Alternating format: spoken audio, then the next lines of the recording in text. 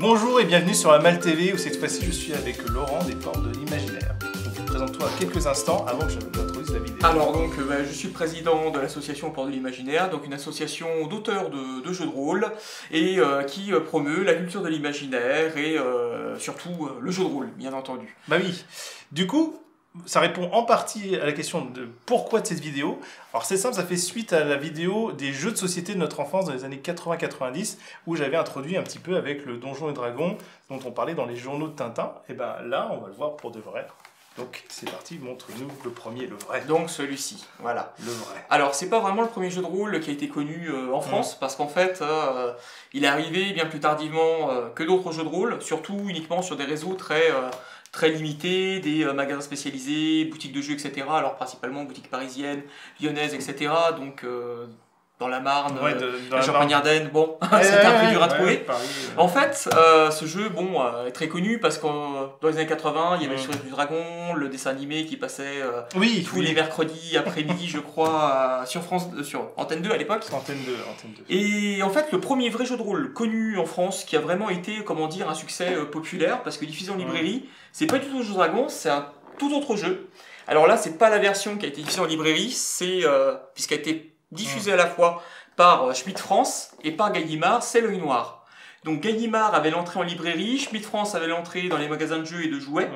Et c'est le premier jeu de rôle d'initiation, de découverte, qui a commencé à être connu en fait dans les années 80, qui reprenait quelque chose de très proche de Donjons et Dragons, puisqu'on était sur un univers médiéval fantastique, des guerriers, des magiciens, des sorciers, mais pas inspiration Tolkien, etc., plus inspiré des légendes germaniques, parce qu'en fait, à la base, c'est un jeu de rôle allemand.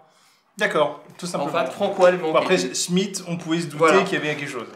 Donc en fait, c'est assez sympa parce qu'on avait, puisque c'est un jeu prévu pour découvrir le jeu de rôle, on a tout ce qu'il faut dans la boîte, donc le paravent, qui est assez classique, en plus avec une ambiance un peu particulière.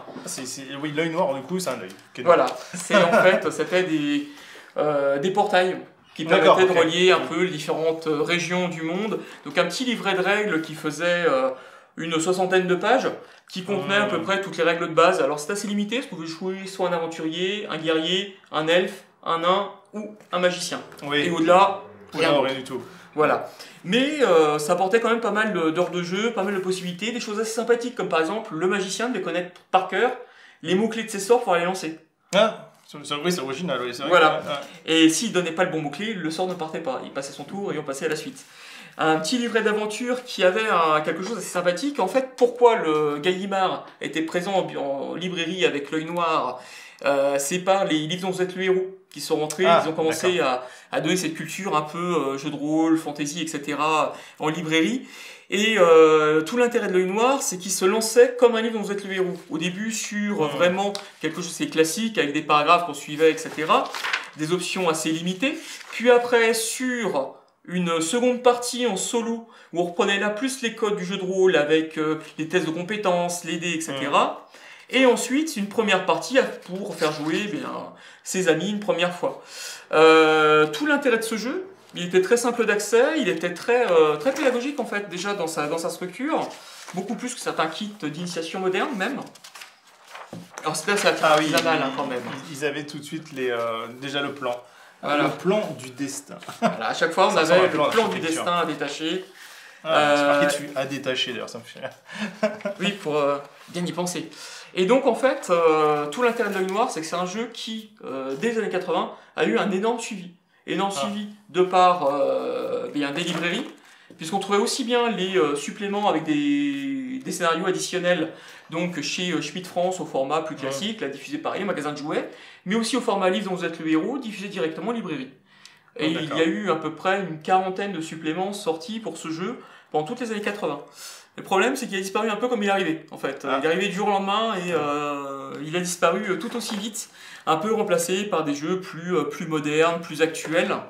Et en fait, c'était, comme je disais, une première marche pour la suite, et la suite est vite arrivée, et il l'a remplacé, il l'a fait oublier. Parce que l'œil noir, en fait, on en trouve encore un peu plus dans, je sais pas si c'est une version collector, mais en fait ça ressemble à une sorte de, alors c'est pas une cassette, mais une sorte de cassette géante en fait en plastique, je sais pas comment dire, en fait on voit souvent marqué l'œil noir, il y a toute une série d'aventures comme ça, et il y a Ils sont Il y a numérotés. eu- Ils Alors, sont en numérotés fait, de 1 à 7 ou peut-être un truc comme ça. pour l'œil noir, il y a eu plusieurs versions juste avant Mm. sa fin. Schmidt France a voulu faire un jeu encore plus initiation que l'œil noir, D'accord. puisque HeroQuest était arrivé à la fin des années 80, ils ont voulu profiter du succès d'HeroQuest et faire les héros de l'œil noir en jeu de figurines, en fait, un peu sur la logique d'HeroQuest. Et suite à ça, ils ont un peu disparu, ils ont continué à évoluer en Allemagne. D'accord, En ok. Allemagne, donc avec la licence, donc c'est le nom allemand, c'est Das Schwarze-Auge, j'espère que j'ai bien prononcé, qui a continué à vivre, même encore aujourd'hui. Et depuis 2 ans, Black Boot Edition a d'ailleurs retraduit la toute dernière version de l'œil noir, Ah oui, ça je l'ai pas vu passer, ouais, qui d'accord. devrait arriver dans pas longtemps. Le financement D'accord, ok, participatif ouais, a été ouais, lancé ouais. il y a 2 ans, et il devrait bientôt arriver. Mais c'est quelque chose d'assez différent du jeu qu'on a connu dans les années 80. Il a Oui. beaucoup évolué. Mais il y a beaucoup de rééditions en ce moment de jeux années 80. Je sais plus comment ça s'appelle, les Contrées du rêve, je me souviens bien. Enfin, il y a beaucoup Alors, de jeux qui reviennent un petit peu. L'Appel de Cthulhu, qui a été le plus grand succès en financement participatif Ah, ces dernières ouais. années, qui en fait date de 1981. Et ça, c'est l'édition de 1983 en français, Ah. qui est la version de la seconde édition, en fait, la traduction de la seconde édition, qui a été réalisée par un gros éditeur français de l'époque, Jeu des cartes en l'occurrence, et sur le même principe un peu de ce qu'on peut retrouver sur les coffrets de l'œil noir, donc une boîte.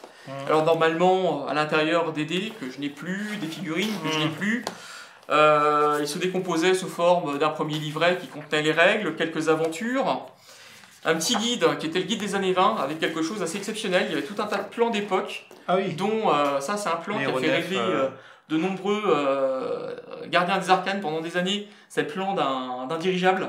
C'est le dirigeable c'est un dirigeable qui existait ou c'était juste. Tout à non fait, ça. En fait, ils sont allés chercher pas mal de plans d'époque pour pouvoir justement donner des ressources dans ce guide des années 20. Ah, la vache. Euh, Du coup, quand on dit que les appels de Cthulhu sont toujours compatibles, j'imagine que les nouveaux, ils. Alors malheureusement oui. C'est vrai. Malheureusement oui, depuis les années 80, je crois que c'est un jeu qui a très très peu évolué. Les règles se sont réactualisées, mais on reste toujours Ça un peu reste toujours dans la même. sur parce que, le même fonctionnement de règles. parce que moi, j'y ai joué. Je sais plus à quelle version, mais c'était déjà effectivement un peu plus évolué, mais pas tant que ça, parce que c'est toujours le système de descend. Système descend, voilà. Avec des pourcentages de Des réussite. pourcentages de réussite sur une fiche Ouais. de personnage, ce qui apporte, alors ce qui est très simple d'accès, très facile à expliquer, Mhm. mais qui apporte aussi beaucoup de difficultés. On se rend compte assez souvent quand on mène des parties d'appel de Cthulhu, qu'on ignore un peu des résultats, etc. Pouvoir rendre l'histoire un peu plus intéressante et pas tourner en rond pendant 3 heures. Ou parce devenir que- fou très vite. Ou si, ça arrive. Voilà. Et ce jeu-là, à peu près à la même époque, chez Descartes Mhm. Éditeur, il y a eu le pendant français, en fait, avec Pendant français. Malfis, Ouais. qui était donc un autre jeu d'épouvante, sorti 1 an après la version française de l'Appel de Cthulhu, qui avait comme particularité, alors ça fonctionnait toujours avec un dé à 100 faces, mais avec une table de réussite en fait, Ah. ce qui était assez... ce qui était peu fréquent pour l'époque. Il était fourni directement avec son écran, qui était assez sympathique. Ah oui. L'ambiance était beaucoup plus... Mais ça se passe à peu près dans le même style d'époque ou c'était. 1890-1900. D'accord. On est, On est une pas très vingtaine loin, ouais. d'années avant à peu près, dans Paris, donc la France, juste avant la Première Guerre mondiale. Une ambiance assez particulière, toujours avec, très inspiré des mythes et légendes du folklore français, en fait. C'est du folklore français. Les histoires du loup-garou, la bête du Gévaudan, C'est ça, la bête du Gévaudan. et autres. Je vois qu'il y a aussi des gargouilles dessus. hein, peut-être. Ce qui était très sympathique dans le jeu, en fait, donc, outre le fait que... Alors, les règles étaient ultra simples, contrairement à l'Appel de Cthulhu, on avait une fiche de personnage avec énormément de compétences. Là, on avait quelque chose de très simplifié, mais ils avaient ajouté un petit plus, en fait. On a un système de tarot, on tirait Ça me des rappelle cartes quelque du chose, tarot. ça. Pour définir son personnage, ce qui fait que ça allait modifier éventuellement ses compétences, ses caractéristiques, lui définir certaines affinités particulières avec une profession ou quelque chose, mais il y avait quelques cartes qui étaient gardées secrètes par le meneur de jeu, qui allaient définir en fait un peu le destin du personnage. D'accord. Ah oui. Parce que au début, quand je pensais au tarot, je pensais au prince d'Ambre. Je sais pas si. Oui. Et en fait, ça n'a rien à voir au final. Non, ça n'a rien à voir. là c'était vraiment utilisé dans le Ouais. jeu en fait. Quoi, dans le jeu, c'est utilisé pour la création du personnage. Donc du coup, c'est assez original, hein, parce que ouais, je sais pas, il y a pas beaucoup de jeux qui a repris trop cette mécanique. Hein. Les cartes sont restées assez rares. Il y a un jeu qui était sorti qui utilisait que des cartes pour fonctionner, qui s'appelait Château Goldstein, dans les je années l'ai. 90. Je l'ai celui-là. Il est caché quelque part ici. Et c'est l'un des rares jeux à avoir avoir basé tout son système sur des cartes.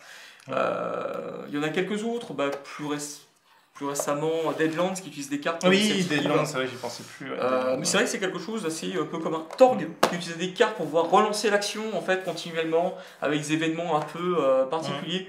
Ça c'est plus des années 90. Oui. Voilà, dans les années 80, c'est vraiment le premier à avoir proposé des cartes justement pour gérer la création des personnages. Ça reste un système quand même relativement optionnel. Oui, ok, oui, j'imagine. Alors en fait, je disais juste avant, l'œil noir était arrivé par les librairies, aussi un petit peu par les magasins de jouets. Les magasins de jouets ont commencé à se tourner vers les éditions des cartes, pas seulement pour l'appel de Cthulhu, alors c'était la principale licence proposée dans le catalogue de Descartes de l'époque, puisque pareil, ils ont traduit des dizaines et dizaines de suppléments. Maléfice a profité un peu de l'engouement de l'appel de Cthulhu, mais ce qui a vraiment été présent en fait sur les rayons des magasins de jouets à l'époque, c'est Star Wars. Ouais, que j'ai bien connu. Descartes a récupéré chez West End Games. C'était vraiment le jeu de rôle, je pense, que beaucoup ont acheté, sans même se poser la question de qu'est-ce qu'un jeu de rôle, est-ce que je vais y jouer. C'était surtout parce que c'était Star Wars. Et celui-là, il a eu ses 20 ans, qui a été réédité. Il a été réédité. Je ne sais pas s'il a repris exactement les mêmes mécaniques ou. C'est l'édition des 30 ans, je crois. 30 ans, oui. 30 ans. Il a repris exactement la même mécanique en fait. Ils ont repris cette édition, donc ça c'est l'édition avec le système D6, donc on sur plusieurs dés à cette place qu'on additionnait pour battre une difficulté. Après, quand West End Game a perdu la licence début 2000, a été reprise par Wizards of the Coast, qui à cette époque-là avait son système D20 avec Donjons Dragons 3ème édition. Ils ont fait une version un peu différente du D20 système, ils ont appelé le système Saga de mémoire.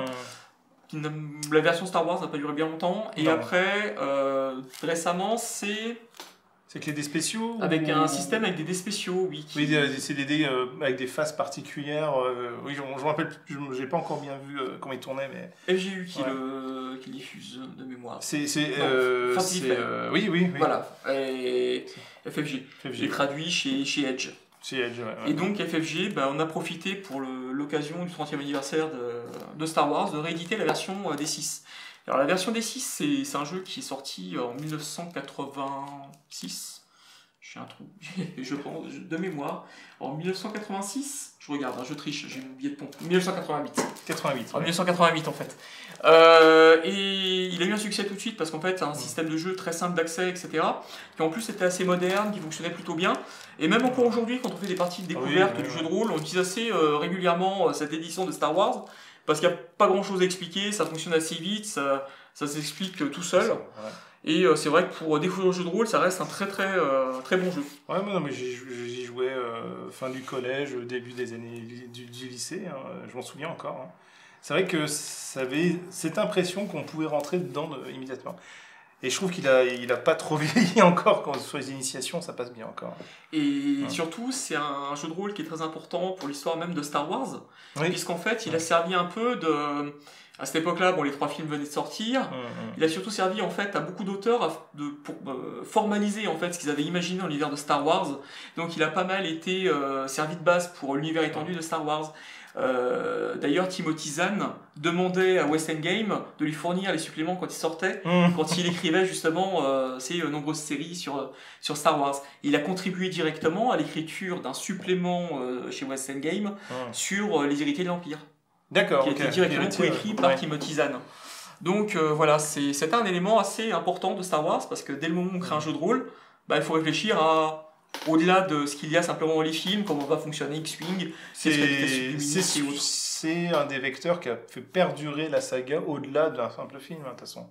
Parce que les fans se sont forgés autour. On voit bien qu'il y a l'univers qui s'est creusé avec le jeu de rôle, quand même. Puisque les jeux de rôle, ça a influencé les livres ont influencé les jeux de rôle, donc c'est génial. Vraiment, l'univers de Star Wars, je ne sais pas ce qu'il aurait été s'il n'y avait pas eu cette occasion pour formaliser cet univers. C'est vrai, je pense aussi. Je pense même que, je ne sais pas ce qu'il en est pour George Lucas, mais peut-être qu'indirectement, il a mieux compris son univers avec le jeu de rôle.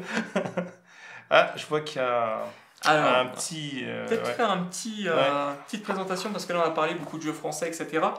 En fait, toujours la question qu'on se pose, c'est à quoi ressemblait un jeu de rôle, parce que tous les jeux de rôle présentés, des boîtes, des livrets, c'est vrai que c'était une présentation assez classique des années 80, Puis, à partir de Star Wars, Warhammer, etc., on a beaucoup trouvé simplement des livres d'environ 200, 300 pages pour la plupart. Et tout au début des années 80, en fait, ça c'est une relique, c'est le jeu le plus ancien que j'ai dans ma bibliothèque. The Morrow Project, donc un jeu de rôle post-apocalyptique. On joue des équipes qui sont censées reconstruire le monde après un apocalypse nucléaire, sauf que ça ne marche pas, puisque la base qui est censée leur permettre de reconstruire cette civilisation est détruite. On est un peu dans un univers proche de Fallout et tout ça. D'accord. La chose particulière, c'est quand même assez dense au niveau équipement, véhicules, etc. 80% du livret, c'est ça. Les règles tiennent sur 3 pages. Il faut presque les deviner, les règles, tellement c'est peu formalisé. Et c'est vrai qu'on est vraiment dans le côté livre artisanal, dessin, des fois repris à partir de photos. De magnifiques tableaux réalisés à la machine à écrire, assez impressionnant. Ça date de quand celui-là? 1980. 1980. Ah oui, c'est le plus ancien que j'ai dans ma bibliothèque. Et on parlait de paravents, on avait déjà des paravents à l'époque. Et il y en a qui a été fait à la main celui-là. Magnifiquement illustré. Ah oui, on dirait vraiment que ça a été, je sais pas. Mais c'est incroyable. Et l'intérieur, les traits étaient faits à la main. Non. Les traits réalisés à la main, à la règle. Ah, et la règle. On voit des fois des petits défauts dans les défauts, on voit que c'est un petit peu... Et ça, c'est assez sympathique. Donc ça, c'était un supplément, donc un scénario pour Morrow Project. Et alors, ce qui était très, très, très impressionnant, c'était ceci. Là, c'était le véhicule qu'on va pouvoir utiliser dans l'aventure, avec toutes les codes, toutes les dimensions, les informations, dessinées à la planche à dessin. Moi, ce qui me fait surtout rire, c'est qu'il y a de quoi mettre dans un classeur. Oui, alors ça pouvait se ranger dans les classeurs. Ça, c'est super. Une carte d'un détail avec tous les détails de la typographie, de la topologie, de la zone de jeu. Et ce qui était assez impressionnant, alors, il n'est pas détaché celui-là, j'ai évité de le détacher. Beaucoup de suppléments en fait, puisqu'on avait un véhicule, on avait aussi le tableau de bord du véhicule. Donc avec les boutons, les différentes informations, les différents réglages, les explications sur comment piloter le véhicule, la carte avec un espèce de GPS qui nous permettait de nous guider dans la zone. Voilà, c'était assez impressionnant. Et cette fiche en fait permettait de suivre les munitions. Parce que l'un des points importants du jeu, puisque c'est un jeu post-apocalyptique, c'est de gérer ses ressources et faire attention à ne pas gaspiller. Donc ceux-là, j'imagine qu'ils n'existent plus. Alors si, les auteurs ont ressorti une version de ce jeu, il y a de ça un peu moins de 10 ans, la 4e édition en fait du jeu. Par curiosité, je l'avais acheté, c'est très différent. Il y a... Bon là, c'est un jeu que je garde parce que cet intérêt c'est une pièce de collection en fait. C'est une pièce de collection, on peut dire ça maintenant. Mais l'intérêt pour le jeu en fait, effectivement, un peu passé pour ce jeu-là. On va clôturer un peu. Là, on avait dit qu'on parlait juste des années 80 cette fois-ci. La prochaine fois, on parlera peut-être des années 90. Pourquoi pas. Et en fait, à la fin des années 80, on a eu surtout en France un auteur qui a presque monopolisé tout le marché du jeu de rôle français. Qui avait commencé un petit peu avec un jeu amateur qui s'appelait Bitume, en tournant sur toutes les conventions, en présentant son jeu, qui est aussi un jeu post-apocalyptique, un peu inspiré de Mad Max et tout, mais avec une version un peu humoristique et repeinte au vitriol de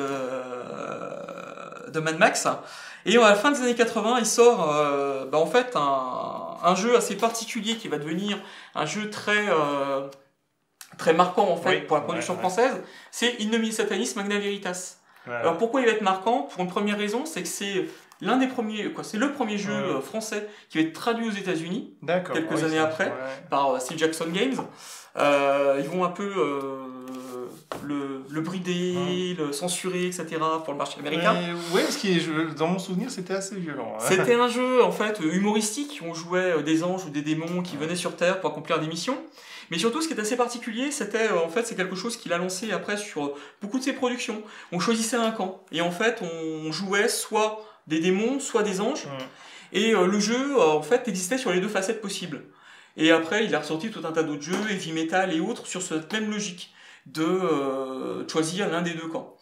Et en fait, sur toute la fin des années 80, début des années 90, il a sorti une pléthore de jeux, en fait. In Nomine Satanis, donc il y a eu Heavy Metal, il y a eu Animonde aussi à la même époque, Bloodlust, Scales, c'est l'un des auteurs français en fait les plus prolifiques en fait sur cette période-là. Et du coup, t'as pas cité le nom de l'auteur. Croc. Bah oui, on l'a gardé jusqu'au bout. C'est pas. Alors, après, ça s'adresse surtout aux personnes qui se connaissent bien dans le monde du jeu de rôle et de société, parce que Croc a dépassé maintenant le cadre du jeu de rôle. Hein. Mais d'ailleurs, chez Asmodée, le jeu est toujours disponible, si je ne me trompe pas. Alors, il y a eu une réédition récente d'Indomine Satanis Magna Veritas chez. Alors, j'ai peut-être une bêtise, parce que là, c'est vérifier. Deux têtes, chez les studios Dead Crows, de mémoire, qui en fait change beaucoup de l'édition qu'on a pu connaître à la fin des années 80. Parce qu'effectivement, c'était une époque un peu artisanale, on se permettait un peu de faire ce qu'on voulait, d'écrire un peu ce qu'on voulait dans les jeux, et c'est vrai qu'aujourd'hui, il y a peut-être eu plus de retenue de la part des auteurs, et on peut peut-être plus se permettre d'écrire un tel jeu aujourd'hui. Bon, il y a GTA, hein, comme on dit pour le jeu vidéo. Voilà. C'est un jeu en fait qui correspondait à son époque. Oui, c'est vrai qu'on est dedans. On est vraiment sur des jeux qui n'avaient pas de limite, en fait, qui allaient vraiment au plus loin. Et oui, très bien. Du coup, on a fait le tour de tous tes jeux déjà présentés aujourd'hui. On va bien sûr faire d'autres vidéos. Hein ok. Tout à fait. Il est ok, c'est bon, je vais lui demander en direct, comme ça c'est marrant. Donc, on pourrait voir effectivement, comme tu dis, les années 90. Ça pourrait être assez intéressant. On pourrait mettre des jeux plus récents. On suggérait en off même potentiellement voir pour faire des parties de jeux de rôle ou d'initiation, j'en sais rien, comment on pourrait le présenter, ça pourrait être intéressant. En tout cas, si sur la vidéo ça vous dit sur la chaîne YouTube ça vous dit de voir un peu plus de jeux de rôle, parce qu'on a surtout tourné autour de jeux de société, en tout cas n'hésitez pas à nous le dire dans les commentaires. Bon, on se retrouve si vous voulez dans quelques mois à Game in Reims. Oui, tout à fait. Je le tease un petit peu parce qu'en fait il y a les vacances qui vont passer et on va tout de suite arriver en novembre. Ça va aller très vite. Et le programme va vite arriver pour les jeux de rôle. On est en train de voir pour faire venir un invité assez célèbre dans le monde du jeu de rôle, parce qu'on va essayer de faire venir l'auteur de Simulacre, qui a beaucoup travaillé donc, pour Cassius Belli, donc Pierre Rosenthal. Qui devrait être parmi nous au Game in Reims, sauf empêchement ou changement de dernière minute. On va, comme l'année dernière, on va essayer de faire venir des auteurs et autres pour venir présenter leurs jeux, pour venir justement faire découvrir ce qu'ils font, et donc nous on sera là pour faire découvrir tout un tas d'autres jeux. Alors c'est pas tout de suite, hein, c'est seulement fin novembre. Mais on commence à teaser parce qu'il va y avoir pas mal de choses. En fait, à la base, ça se passe sur Reims, au Parc des Expos. Donc fin novembre, il y aura beaucoup de jeux de société, de jeux de rôle. Donc cette année, ça va être encore un peu plus accentué, on en parlera très prochainement. Et donc, merci en tout cas pour cette vidéo. Merci. On se dit à une prochaine fois. Puis n'hésitez pas à partager, à liker, et bien évidemment, je vous dis à bientôt. Au revoir. Donc là, si tu veux t'amuser à clapper...